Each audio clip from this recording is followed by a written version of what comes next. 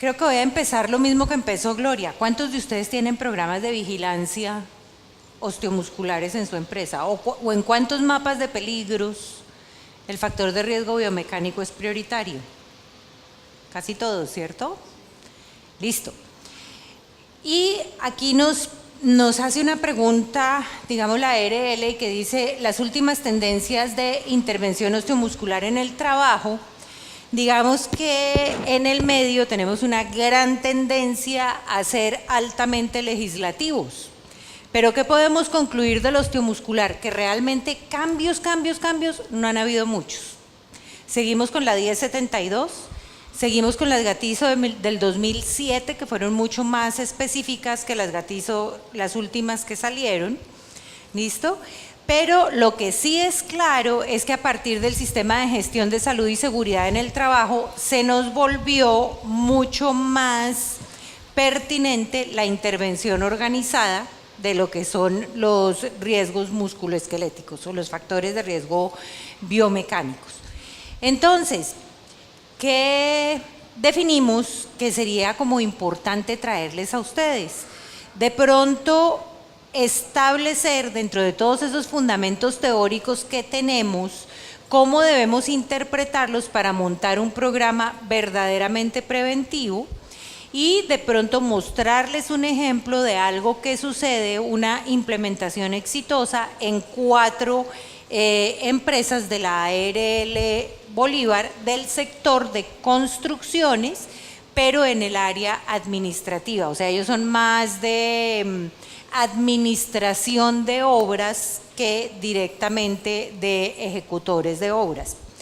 Y al final les voy a mostrar unas cosas muy rápidas también de los desarrollos en ergonomía en prevención de enfermedad osteomuscular, porque sí ha habido cambios tecnológicos, sobre todo en el tema de oficinas. No podemos seguir con la misma silla, con la misma lista de chequeo de 16 comandos que tiene que tener la silla para considerarla, comillas, ergonómica. En eso sí ha habido bastantes cambios. Entonces la idea es dividirlo como en esos 2 aspectos. Les agradezco su atención y de pronto si hay algún comentario que quieran hacer, por favor háganlo inmediatamente. Vamos a estar un poquito charladitos.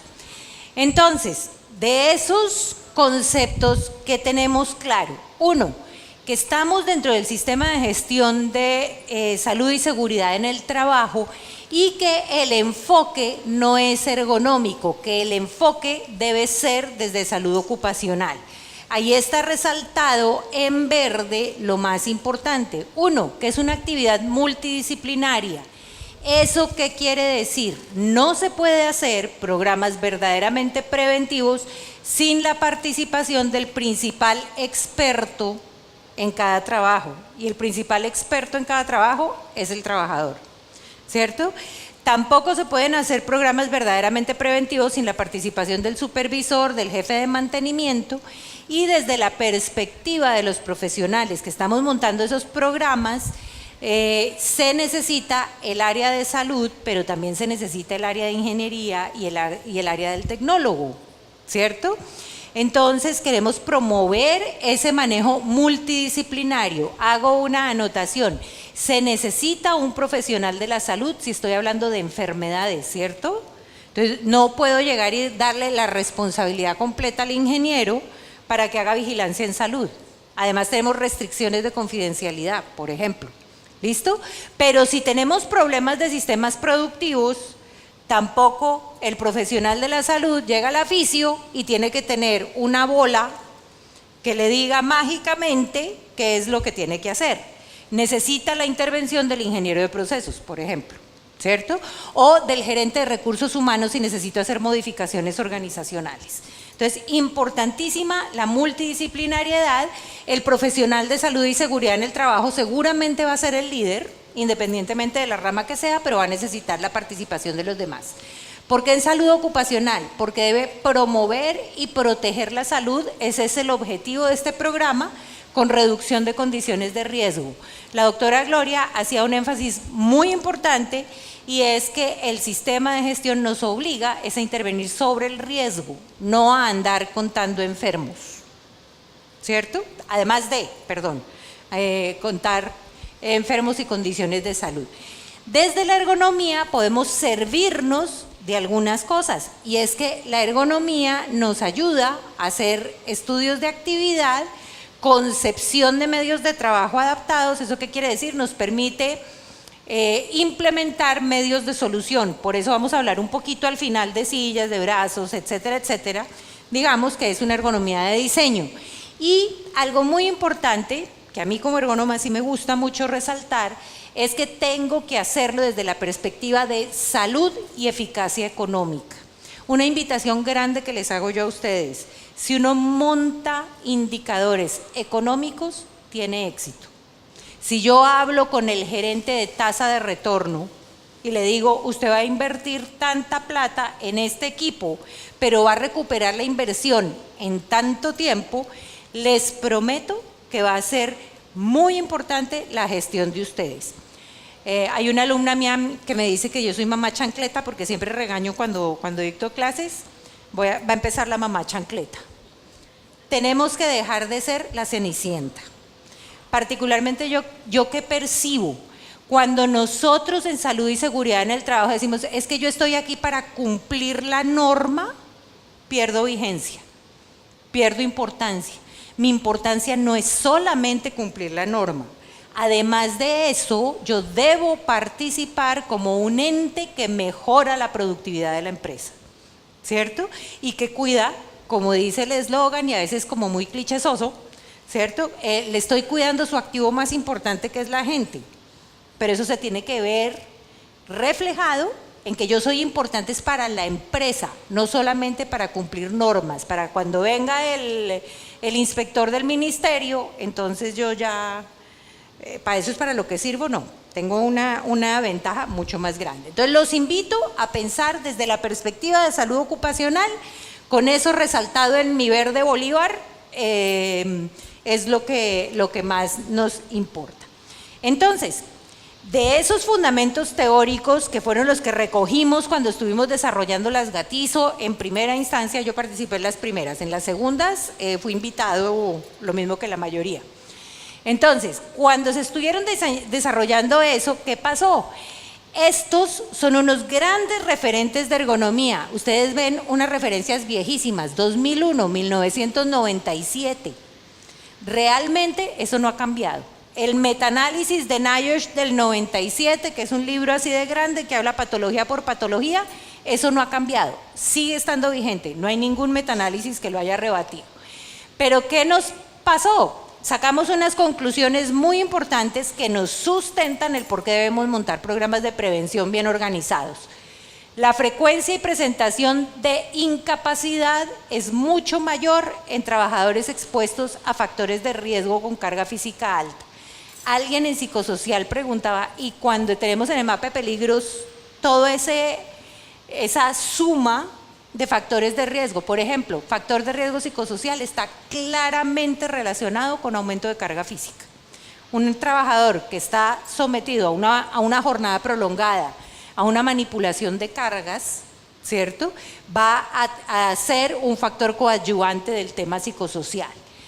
También, ¿qué decidieron estas grandes empresas? Que intervenciones específicas a disminuir o abolir los factores de riesgo controlan la enfermedad. No sé si ustedes tienen la impresión, muchas veces nosotros decimos, pero yo hago y hago y no pasa nada. Pero es que la mayoría de las veces lo que yo hago son pausas activas, que todos sabemos que no sirven en prevención de enfermedad osteomuscular.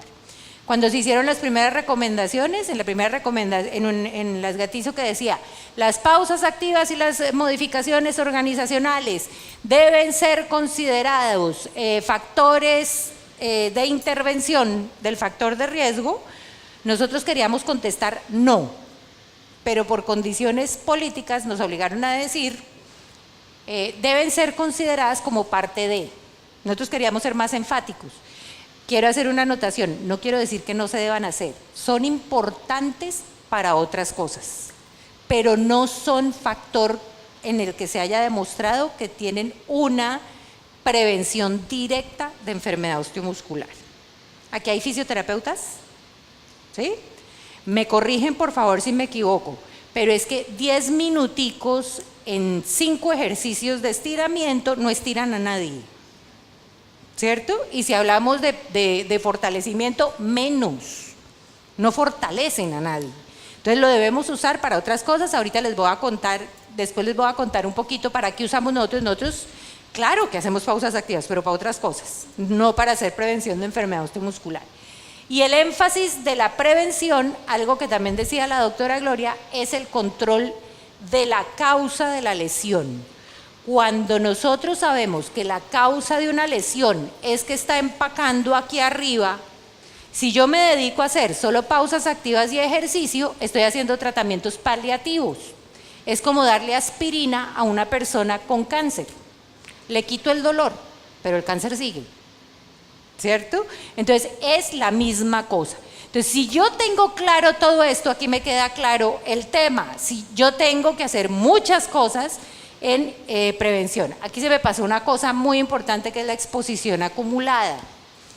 Las empresas usualmente, oiga, pero es que hace 10 años yo no veía ni un síndrome de túnel carpiano, ¿cierto? Pero es que su exposición ha venido acumulada. Este es el momento en que su gente es 10 años más vieja y ha estado 10 años expuesto a la condición acumulada. ¿Qué otras cosas vimos con estos genios? Aquí vamos a verlo rápidamente. ¿Qué hay que hacer? Hay que conocer la historia natural de los trastornos musculoesqueléticos. Hago la anotación, fíjense, TME, no DME. Ya DME no se usa. ¿Listo? Desorden no es una palabra correcta para referirse a las enfermedades o a las alteraciones osteomusculares. Entonces ahora, no solamente Colombia, sino todos los demás países de habla hispana estamos migrando hacia trastornos. Entonces, necesito conocer la historia natural del trastorno musculoesquelético. Otra cosa súper frecuente es que nos segmentaron, ¿cierto? Entonces, le duele el hombro, como si el dolor de hombro fuera una enfermedad. Yo en el hombro puedo tener bursitis, puedo tener tendinitis, puedo tener atrapamientos, puede ser el bíceps, puede ser el manguito rotador y cada uno se comporta de una forma distinta.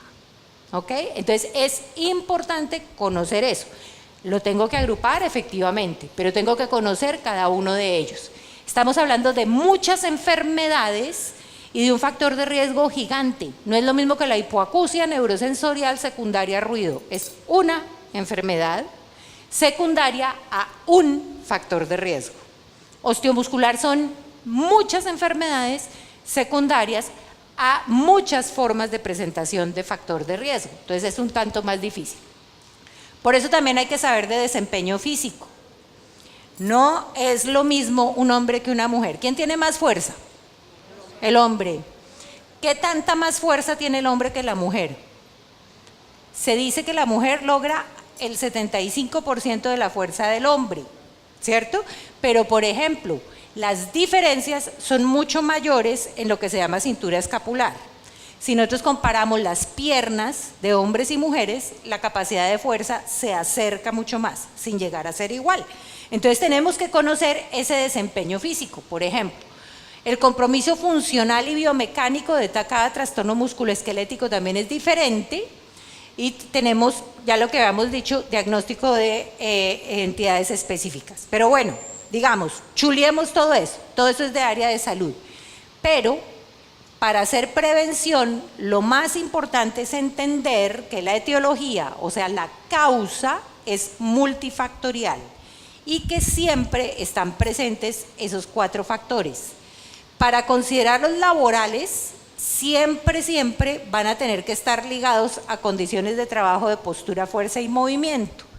Pero existen factores individuales, ¿listo? Modificables y no modificables. Entonces, por ejemplo, no modificables, la edad.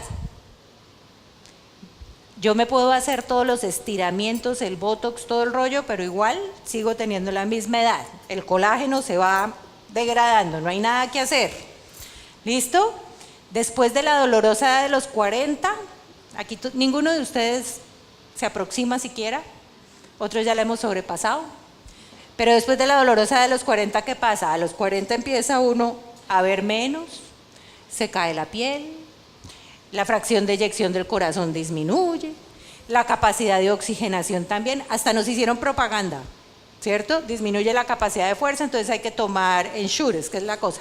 No tomen Ensure porque los riñones sufren, aliméntense bien, ¿cierto? Entonces, y no digamos que sigue decayendo porque nos deprimimos todos, ¿de acuerdo? Entonces, pero la dolorosa de los 40. Entonces, ¿qué pasa? Si ustedes tienen en su diagnóstico demográfico un promedio de edad de 40 años, con edades mínimas de 30 y edades máximas de 65, pues su programa probablemente va a cambiar. Es un factor no modificable. Sexo, hombres o mujeres. ¿Listo? ¿Qué pasa? Las mujeres tenemos más predisposición a alteraciones, por ejemplo, como síndrome de túnel carpiano.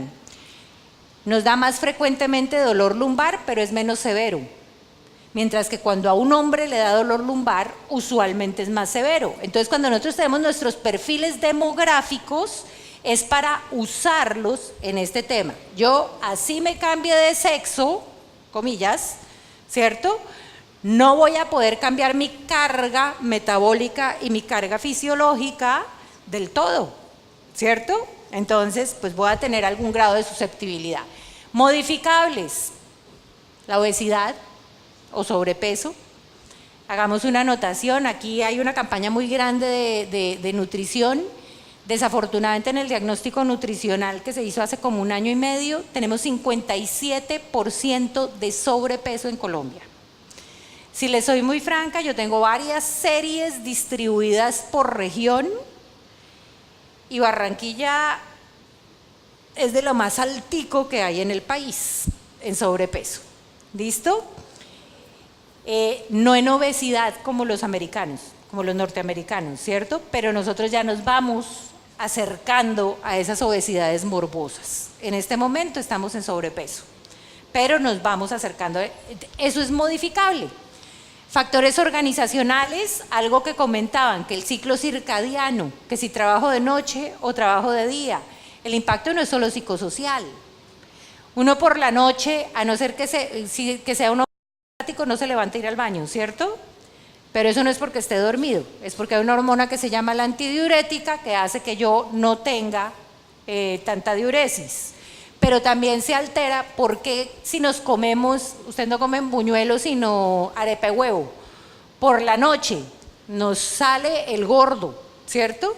Porque todo el tema de insulina y todo el tema de serotonina están distintos y el metabolismo es diferente, ¿de acuerdo?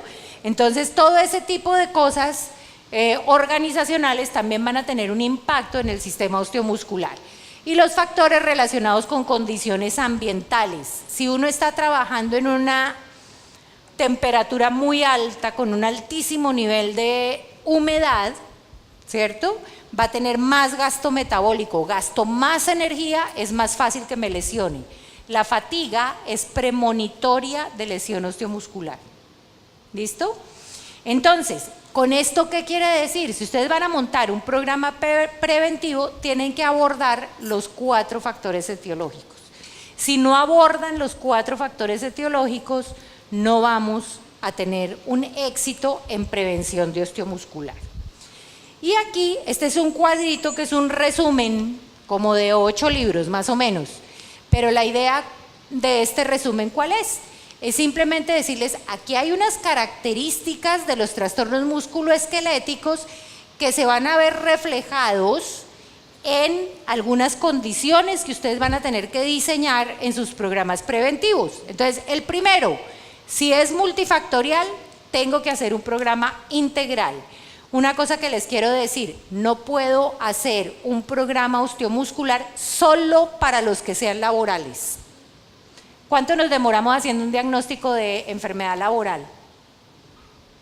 2 años por lo menos, ¿cierto? Mientras da toda la vuelta, mientras empieza porque la EPS haga un diagnóstico y dé en primera instancia. Si ustedes esperan 2 años, ya no van a hacer prevención, ¿cierto? Y un síndrome de túnel carpiano de origen laboral y de origen no laboral se comporta igualito. Entonces, mientras hacen el diagnóstico, tienen que estar haciendo algo. Otra cosa importante es que la salud de los trabajadores, independientemente de que sea laboral o no laboral, es responsabilidad del sistema de gestión.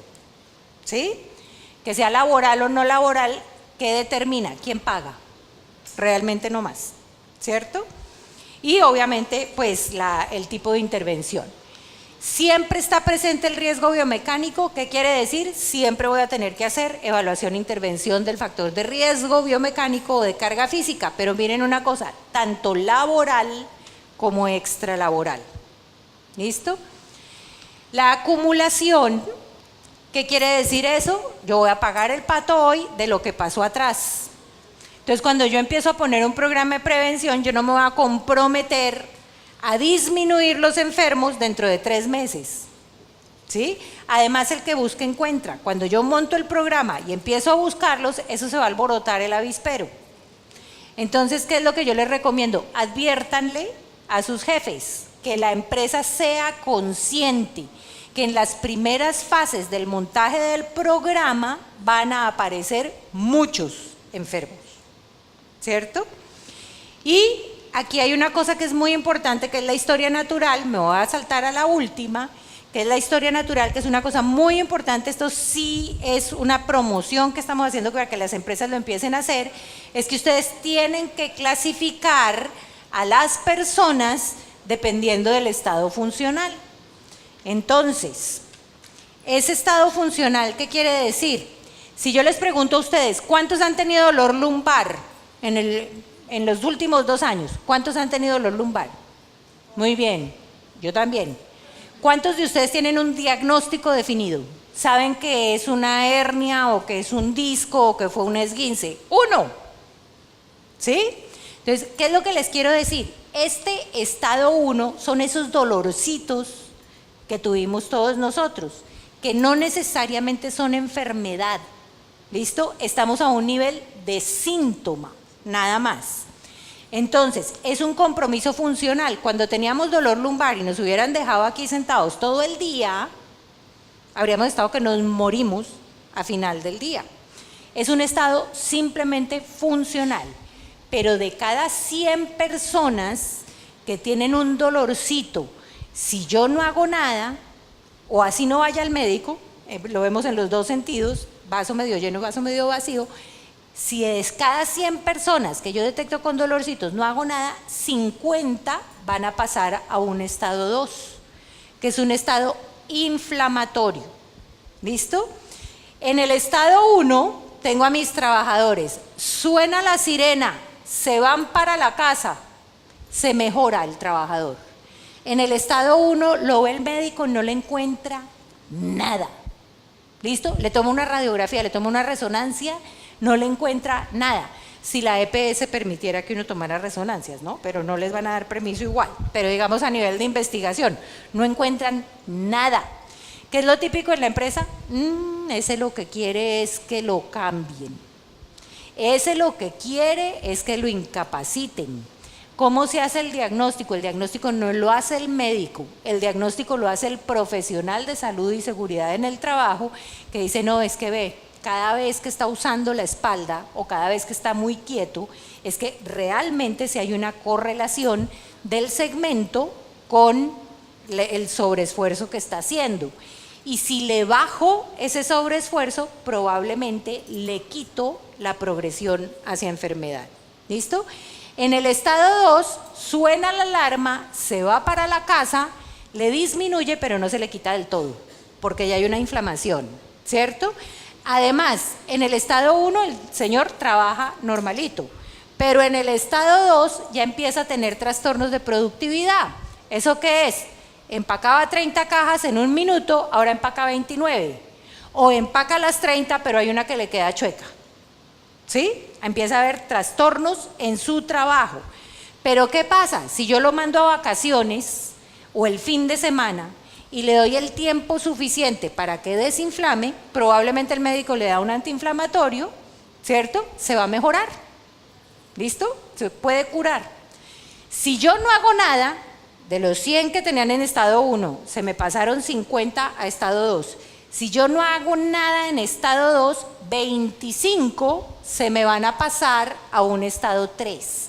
¿Qué quiere decir eso? Si yo no hago nada, el 25% de mis trabajadores se van a pasar a un estado 3 en donde el daño es estructural. Si el daño es estructural, ya va a haber una secuela. ¿Sí?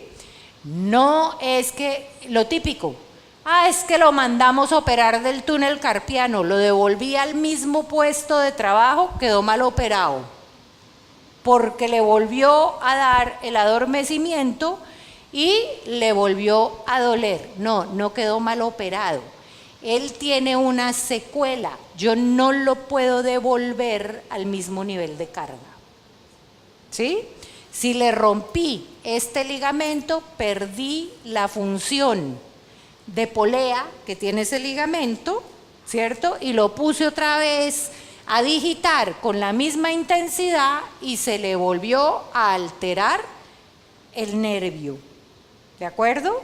Entonces, ¿qué es lo que pasa? En este estado 3, ya, discúlpame, termino y ya te digo. En este estado 3, inclusive, lo mando a vacaciones, se le baja un poquito el dolor, pero en el momento en que yo lo vuelvo a exponer al mismo nivel del riesgo y le vuelve a aparecer. Antes, en definición de origen, una de las razones que decía, pero es que miren, no se mejoró descansando. Entonces, por eso es que no es laboral. Hoy en día nosotros desde la clínica le decimos, lo que pasa es que ya tiene un daño estructural. Ya no se puede mejorar descansando.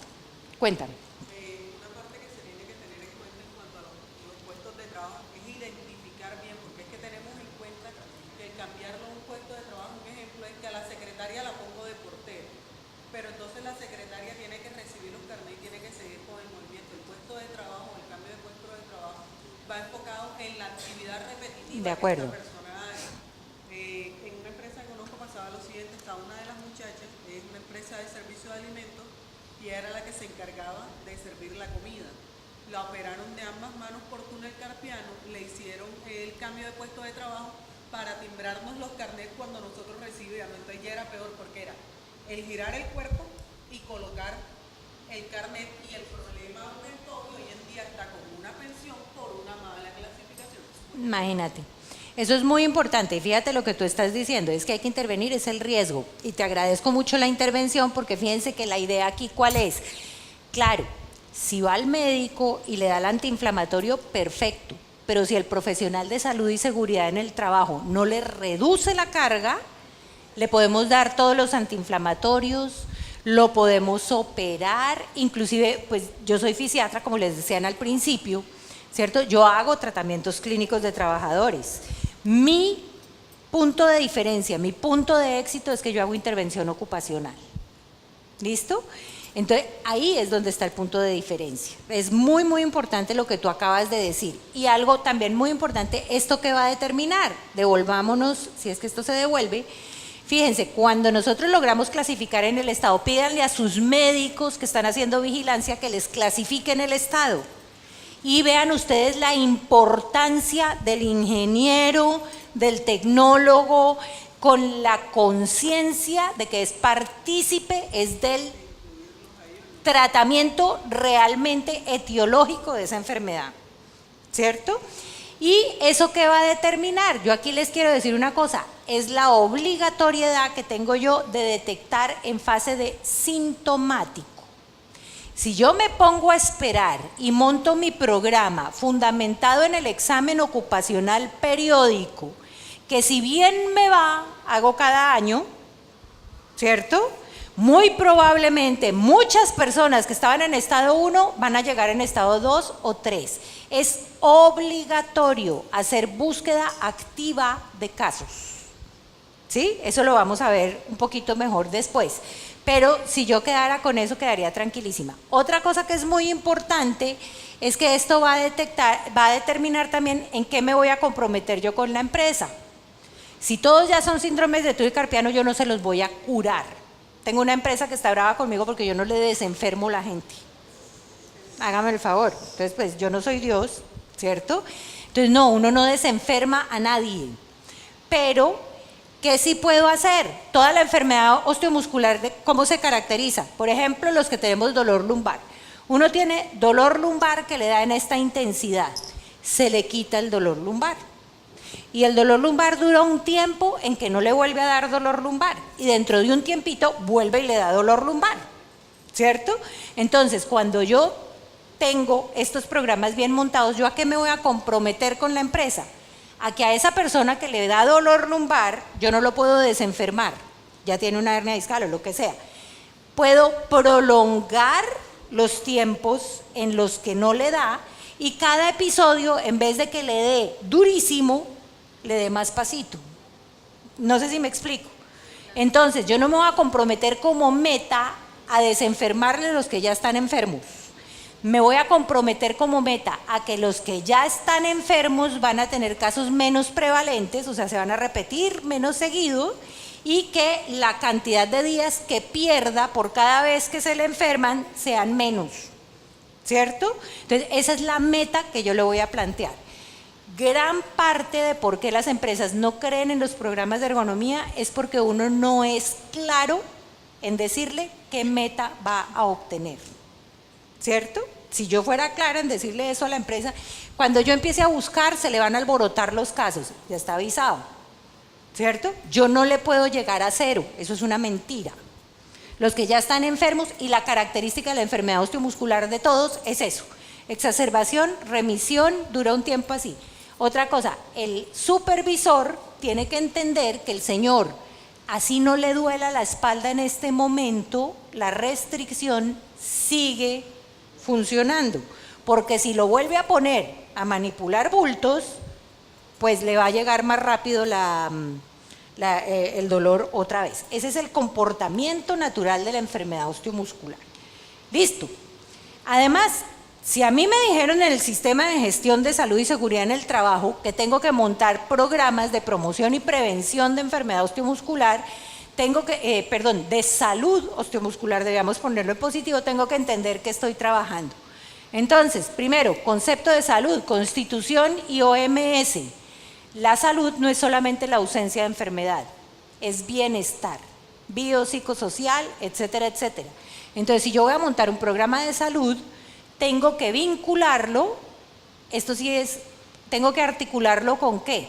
Tengo que articularlo, por ejemplo, con riesgo cardiovascular, tengo que articularlo con psicosocial, tengo que articularlo con los programas de bienestar de la empresa, y así voy a hacer verdaderamente, voy a obtener un buen impacto. ¿Qué es promoción de la salud? Sigue estando vigente la Carta de Ottawa del 86, que básicamente se va a fundamentar en información y capacitación y en entornos saludables, desde toda dimensión, física, cognitiva y emocional. ¿Listo? Si yo pongo un trabajador con un estrés, el macho, y tiene un jefe, se me ha salido mucho la rolada, ¿cierto? El estrés del macho. Bueno, entonces tiene un estrés terrible, o no sé cómo se diga acá, tiene un estrés grandísimo. Y digamos, es rumbero, toma trago, está sometido a estrés y duerme poquito. A ese señor le va a dar dolor lumbar hacia el puesto de trabajo esté perfecto. ¿Sí? Entonces tengo que promover condiciones saludables y articularlo con bienestar empresarial. Y si yo voy a hacer prevención, tengo que hacer actividad anticipatoria de riesgos. Si yo voy a aguantarme que sigan manipulando cargas de 25 kilos cada minuto, pues no estoy haciendo nada. Eso es lo que voy a hacer.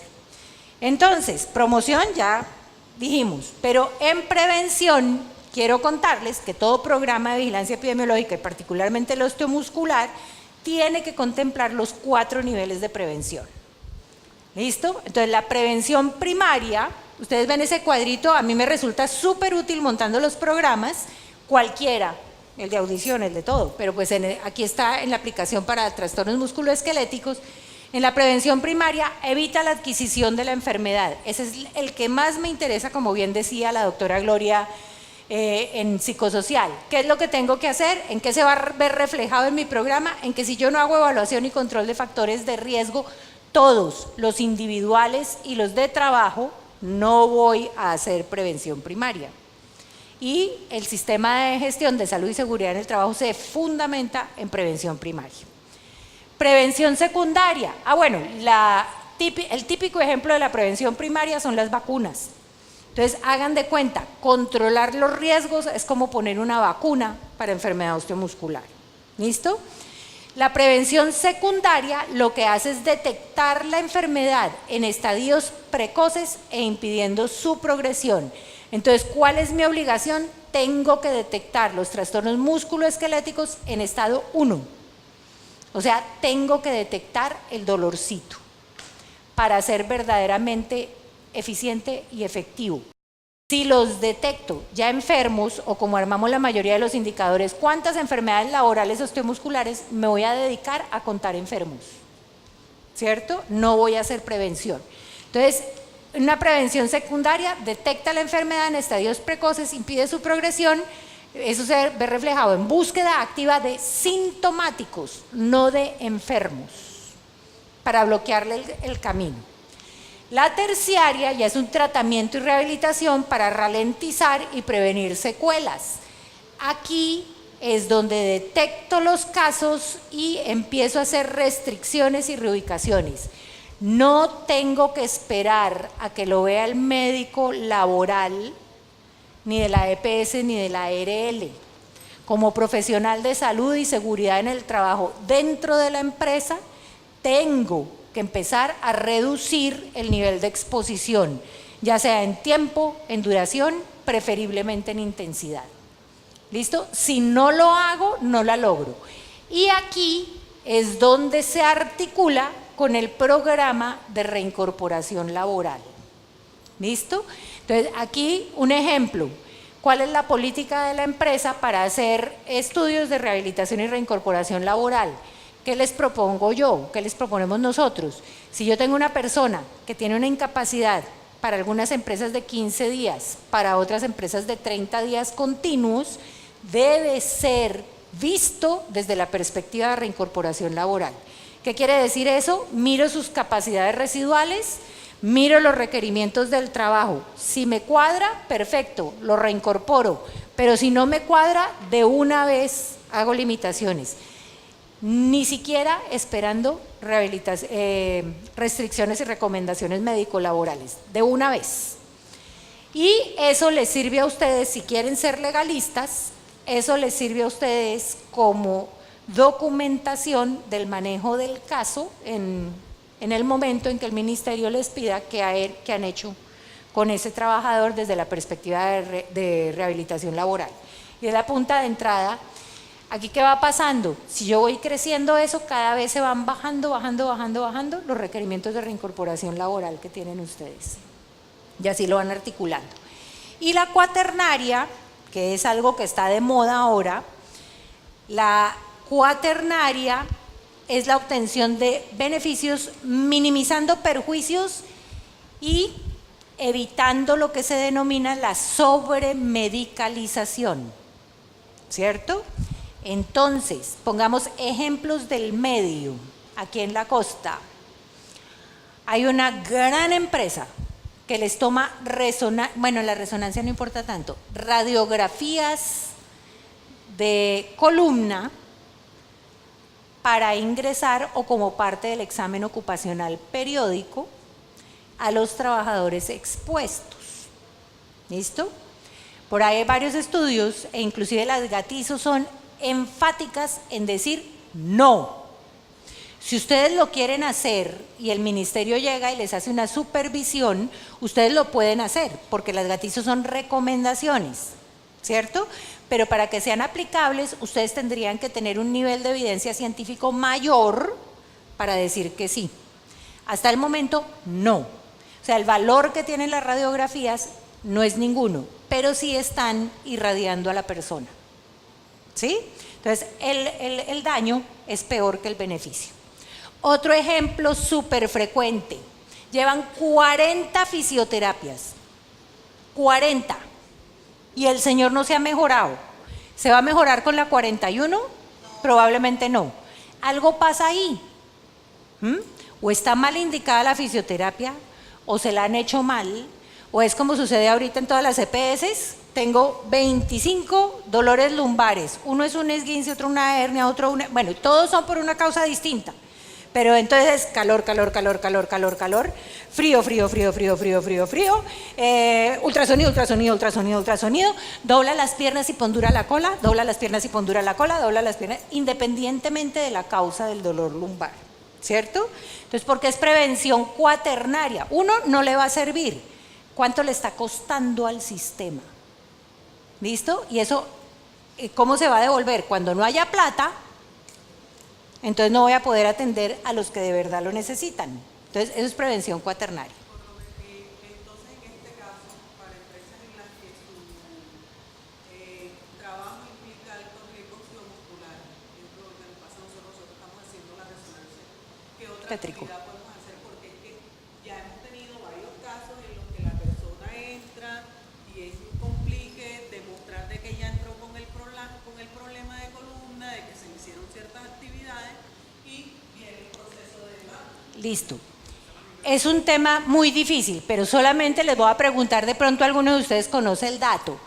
¿Cuántas personas que no tienen ni han tenido nunca dolor lumbar en las resonancias se les encuentran hernias discales? El 30% de las personas que nunca, de las personas asintomáticas, tienen hernias discales. ¿Cuántas de ellas van a desarrollar dolor lumbar? Como el 1 o el 2%. ¿Listo? Entonces, ahí hay un contenido ético en donde ustedes le van a quitar la posibilidad de trabajo a una persona que nunca va a ser enferma. ¿Cuántas personas con resonancias normales tienen dolor lumbar? Un montón, ¿cierto? Entonces estamos hablando de sensibilidad y especificidad de la prueba. ¿La única causa de dolor lumbar son hernias discales o trastornos discales? No. ¿Listo? Lo que es claro es que si ustedes continúan haciendo resonancias, deben buscar el fundamento científico y tienen que tener por lo menos un ensayo analítico controlado que les justifique el por qué están haciendo resonancias. Porque para nosotros, Estado, la recomendación es no. No, pero lo tienen que justificar, es por nivel de evidencia. En ese caso, lo que usted plantea y que revalida y tumba cualquier caso es el máximo nivel de evidencia que ellos ponen, que es el ensayo y la consulta con expertos en ese caso. Pero una consulta de expertos tiene un nivel 3. Por eso, pero indica el nivel de la investigación del ensayo que usted dice. Sí. Lo que pasa es que el nivel de evidencia de radiografías y de resonancias que no sirven es un nivel de evidencia alto. Por eso te digo, necesitas un ensayo analítico controlado para lograr sustentar esa decisión. Eso puede suceder, porque esto que te estoy diciendo yo fue en el 2010 y hay mucho que ha pasado entre el 2010 y el 2017. Hasta donde yo sé, no, pues yo no es imposible que yo conozca toda la información, ¿cierto? Pero hasta donde yo tengo no hay nada que sustente el hecho de hacerlo. Y digo porque aquí en la costa tengo particularmente un interlocutor con quien ha habido mucho lío a ese respecto, ¿cierto? Igual, de aquí a que el ministerio llegue y lo supervise van a pasar siglos más o menos, pero yo sí los invito. Caso, empresa colombiana, al médico le dice: tengo toda esta zona de personas de almacenamiento, todos están expuestos a manipulación de cargas. Les voy a tomar radiografías a todos en el examen ocupacional periódico. El 80% le salió con algo. ¿Qué hace? Buscó el problema y ya se lo ganó. ¿Cierto? ¿Qué hace? ¿Echa al 80% de esa área de trabajo? No, además les dio fuero. ¿Sí? Además les dio fuero. Entonces se van a meter en semejante lío. Ahora, Cuando lo están haciendo en reincorporación, sí, claro, yo entiendo el sentido. Quiero comprobar que tenía algo y que después lo que le dio, ¿cierto? Pero entonces, ¿dónde está la ética médica? Si ya lo encontró, no lo puede recibir. Porque entonces quiere decir que usted lo va a exponer a algo que lo podría enfermar. Si llega alguien bien asesorado, te demanda porque le negaste el derecho al trabajo con una mal sustentado, porque no vas a tener el sustento. Más aún, te llega con la recomendación y te dice, aquí dice que no me han debido tomar ninguna resonancia ni ninguna radiografía. Y yo desde la ética no lo tomaría. María Clemencia Rueda no los toma. Cada quien, o sea, desde mi saber y mi entender, puede haber otro que sepa o entienda una cosa diferente y puede tomar una decisión distinta. Pero tengan cuidado con el tema de las radiografías y eso es prevención cuaternaria. ¿Listo? Bueno, este es un esquema general de lo que básicamente planteamos en el programa de vigilancia. La recomendación también es la misma. Como es poligénico, y si ustedes miran en la orientación les dice, para yo considerar que sea un programa verdaderamente preventivo, ¿qué debe contener? Debe contener 3 cosas: vigilancia en salud, vigilancia del riesgo y estilos de vida y trabajo saludables. Si yo monto un programa en mi empresa que no contenga alguno de los 3, no puedo considerarlo un programa de vigilancia epidemiológica efectivo. ¿Listo? Puede ser, como decía Gloria, hacer actividades puntuales, que es válido. Si no es prioritario, no me voy a meter en semejante lío, ¿sí? No me voy a meter en semejante complejidad. Puedo hacer actividades puntuales para ir manejando mientras tanto el tema, pero no puedo decir que estoy haciendo vigilancia epidemiológica. ¿Listo? Entonces, si es mi factor de riesgo prioritario, no puedo decir que porque esté haciendo pausas activas o dotando de asientos, estoy haciendo programa de vigilancia epidemiológica. No va a ser válido, tiene que tener los 3 elementos. En estos 3 elementos, rápidamente lo que les quiero decir es, tengo que hacer detección activa de los sintomáticos. ¿Cómo puedo hacer detección activa? La encuesta, importante, pero la encuesta es una fotografía de hoy. ¿Listo? Dentro de 3 meses, si yo pregunto, ¿alguien ha tenido dolor lumbar? De pronto hay 2 que levantan la mano, adicionales a los que levantaron la mano. ¿Listo? Entonces, tengo que generar búsqueda activa. Entonces, ¿cómo pueden ser? Muchas cosas. Puedo entrenar a los trabajadores a que reporten. De pronto tengo una enfermera y le digo, cada vez que alguien le diga que tiene dolor en alguna parte, lo tiene que vincular. El examen ocupacional periódico también. Puedo entrenar al supervisor, pero también tengo que detectar todos los que fueron a la EPS por causa osteomuscular, todos los que se ausentaron, o sea, tengo que abrir los ojos para saber de forma prospectiva quién se me está enfermando. De alguna manera los tengo que detectar y los tengo que meter, tengo que consolidar la información de la misma forma para todos. Puede ser inclusive el mismo formato de encuesta, que lo apliqué en una sola gran aplicación, pero a los 3 meses alguien me dijo que le dolía algo, vuelvo y se lo aplico, y tengo que definir unos criterios operativos en donde voy a decir, a tales voy a considerar no caso y a tales voy a considerar caso probable o sintomático. A esos que detecto en caso probable sintomático se van a vigilancia en salud, lo que tradicionalmente se llamaba vigilancia médica, pero eso nos confunde, porque no necesariamente es el médico, ¿sí? Es un profesional de la salud que debe ver a esas personas y con unos criterios que sean sistemáticos y claramente definidos, debe decir, no, esa persona no es un caso, entonces lo cierro para vigilancia. O es una persona que es apenas sintomática, o es una persona que definitivamente voy a mandarlo a que lo vea el médico porque necesita medicación, necesita intervención fisioterapéutica, necesita alguna cosa adicional.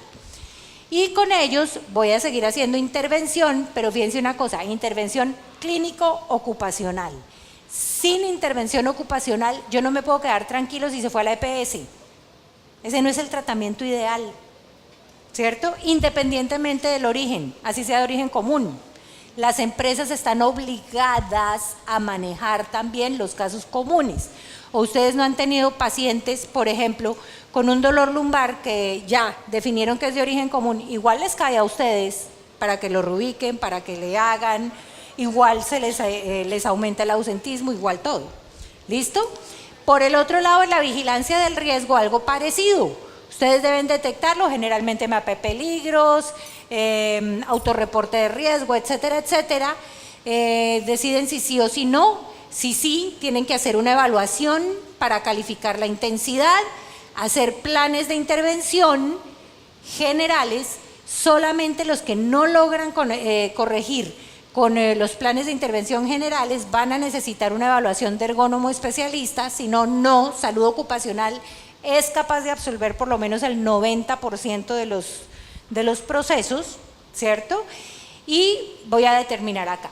Yo aquí lo que quiero enfatizarles es una cosa, fíjense que el no caso, el caso cerrado, el no riesgo, el riesgo controlado, todos se van saliendo a armar un gran ciclo, que es el ciclo del programa de promoción y prevención, que como veíamos es la capacitación, la pausa activa, los estilos de vida y trabajo saludables, pero eso es promoción y prevención, no es vigilancia específica.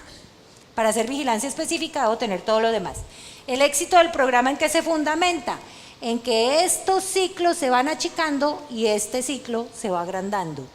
¿Puedo alguna vez decir, chuleado, ya terminé? No. Listo. Los componentes del programa no los vamos a anotar muy específicamente, pero básicamente aquí lo que quiero registrar es que tienen que estar claras las responsabilidades de cada quien por el tema de responsabilidades del empleador. Una cosa muy importante, si yo voy a implementar un programa de ejercicio en el trabajo y al gerente le da pereza y nunca participa, ¿cierto? Ese está destinado al fracaso. Bueno, los programas de ejercicio y los de pausas activas, por favor, no los pierdan, pero úsenlos bien. Una forma, por ejemplo, de detectar sintomáticos son los programas de ejercicio en el trabajo. Nosotros lo tomamos algo muy parecido al de 5 minutos de seguridad, son los 5 minutos de cuida tu cuerpo. Entonces nosotros ahí aprovechamos para detectar, para hacer tips. Este es el mes de la nutrición correcta. Cada vez que voy a hacer el ejercicio voy a hacer un tip de nutrición correcta. ¿Sí me explico? Entonces lo meto con estilos de vida que a veces no tengo tiempo de hacer capacitación. Voy a hacer detección activa y para otra cosa que los usamos es para enseñar el protocolo que el trabajador tiene que hacer en su casa. ¿Sí? Simplemente le estoy enseñando el ejercicio y les digo, estos son los que ustedes tienen que hacer en su casa. Ya no son 8 segundos de estiramiento, sino lo tiene que hacer en 20 segundos de estiramiento. Tantas repeticiones, se va a demorar media hora y eso es lo que tiene que hacer en su casa. Entonces, no es que los dejemos de lado, son muy importantes, pero tienen que ser orientados. Eso no me va a prevenir la enfermedad si no se utilizan para otra cosa. Listo. El ejemplo de aplicación,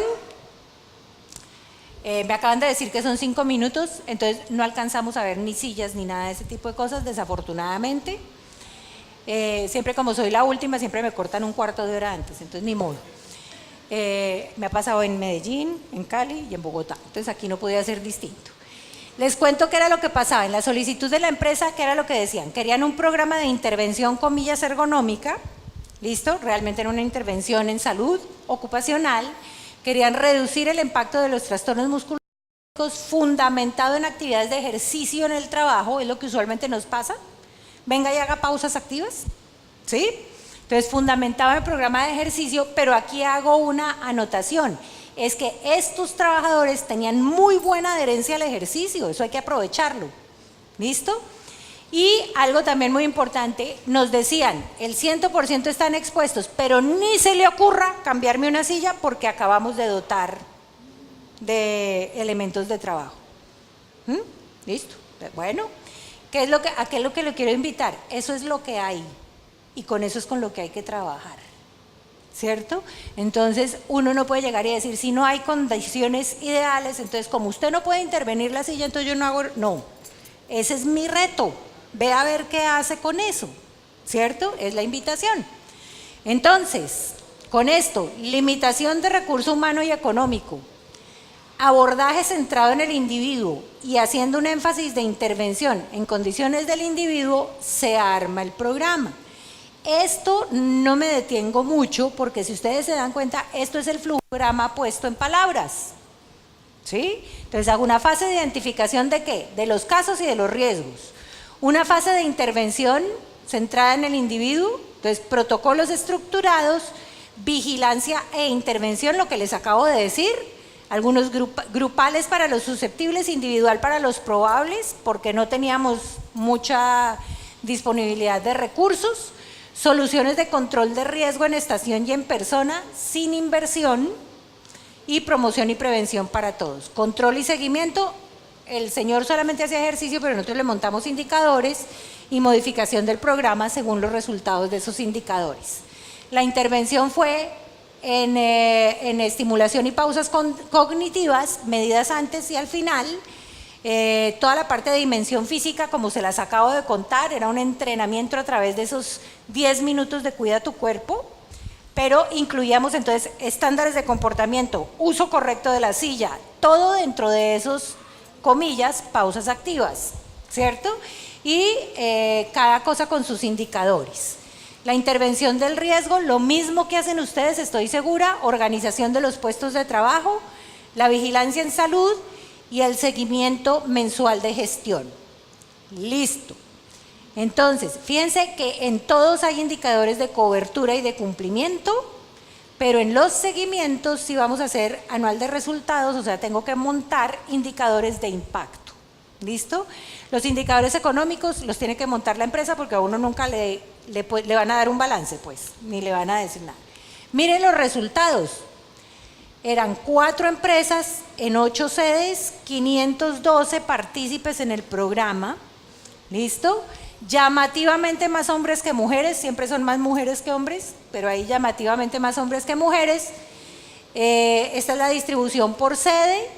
Aquí está la distribución por edad. Teníamos una población joven, es una oportunidad, pero si encuentro enfermos en población joven, es un signo de alarma, ¿cierto? 32 años.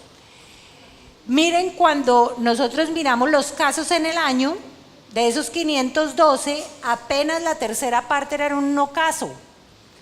El 65% eran considerados entre caso y caso sintomático. Listo. Si ustedes van y miran qué fue lo que encontramos en el puesto de trabajo, aquí es una invitación a ustedes. Sé que todos ustedes hacen eso. La evaluación del puesto de trabajo tiene que ser calificada, para que ustedes puedan demostrar impacto. Y otra cosa que uno casi nunca hace es cuenten, para poder evaluar cumplimiento, cuenten el número de condiciones por mejorar. En las 175 estaciones que alcanzamos a ver en ese año, eran 1060 condiciones por mejorar. Solamente reorganizándolo, claro, ahí nos iba bien porque estaban estrenando puestos, ¿cierto? Solamente organizándolos se lograron mejorar 856. Eso estoy segura que ustedes lo logran también. Lo que pasa es que la mayoría de las veces no hacemos el porcentaje de lo que logré mejorar. ¿Sí? Esa es la invitación que les quiero hacer. Y nos quedaron 204 cosas por corregir.